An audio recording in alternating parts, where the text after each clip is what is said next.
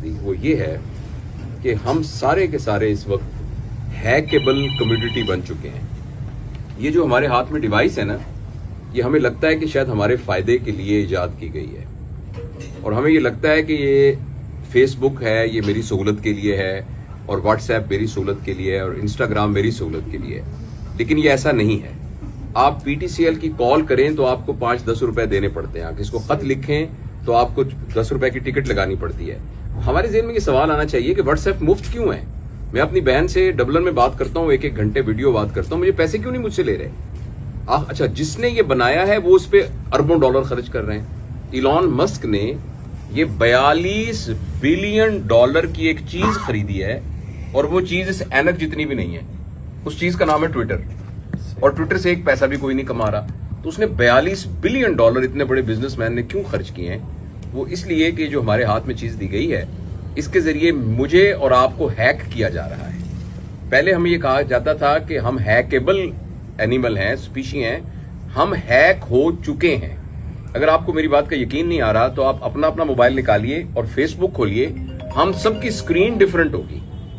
जबकि आप सिनेमा में फिल्म देखने जाएं तो एक ही स्क्रीन होगी, टीवी आप ऑन करें एक चैनल तो, लेकिन ये मेरी और आपकी हर एक की स्क्रीन डिफरेंट है, इसलिए कि मुझे और आपको हैक किया जा चुका है।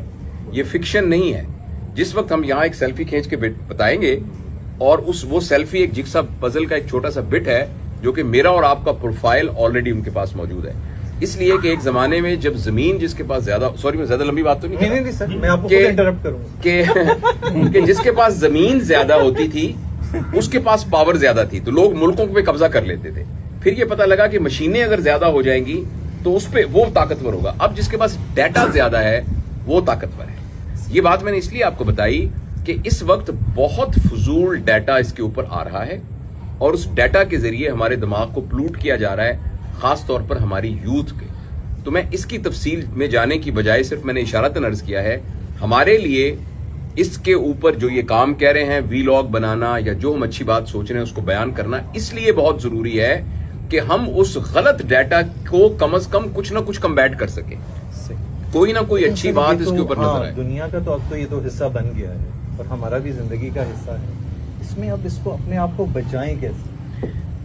देखिए, मुझे तो ये लग रहा है कि बहुत जल्दी इंसानियत ने ये फैसला किया हुआ है, इंसानियत ने इस बुनियाद पर फैसला किया हुआ है कि लोगों का वैल्यू सिस्टम अब ये बन गया है कि जिसके पास पैसा ज्यादा होगा वो ताकतवर होगा।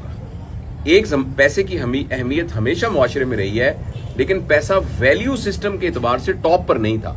वैल्यू उस चीज की थी जो पैसे के बगैर खरीदी जा सकती है। हम भी कहेंगे कि ईमानदारी की ज्यादा वैल्यू है पैसे से, सच्चाई की। लेकिन दुनिया में कुछ लोगों ने यह ठान लिया है कि उन्होंने पूरी दुनिया के सरमाए को इकट्ठा करना है, और वो लोग इकट्ठे भी हो चुके हैं, और वो इस चक्कर में इस दुनिया को यहां से नीस्तो नाबूद करने पर तुले हुए हैं। ये जो कुछ मेटावर्स हो रहा है और जिस तरीके से डाटा कंट्रोल हो रहा है, कुछ अरसे के बाद मुल्कों की हुकूमत नहीं होगी बल्कि ऑर्गेनाइजेशंस की हुकूमत होगी। अभी भी गूगल का बजट जो है वो बहुत सारे मुल्कों से ज्यादा है। तो इसमें मैं आपके सवाल का जवाब देता हूं। तेज बारिश हो रही है, आप क्या बताइए इस बारिश से कैसे बचें? मुझे जाना तो है NIC में, तो आप बारिश को नहीं रोक सकते।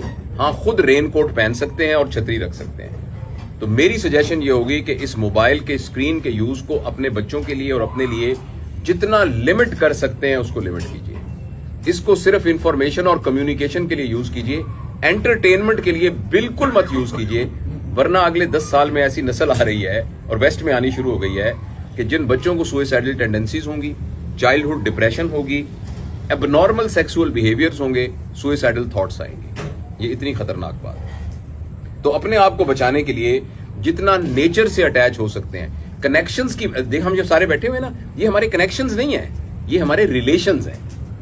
लेकिन मेरे 10,000 फॉलोअर हैं अगर, तो ये मेरा कनेक्शन है। बच्चों को रिलेशंस पर लेके आइए, बच्चों को तफरीह गाहों में लेके जाइए, बच्चों को साइबर बर्ड से दूर कीजिए, बच्चों को फिजिकल टाइम दीजिए।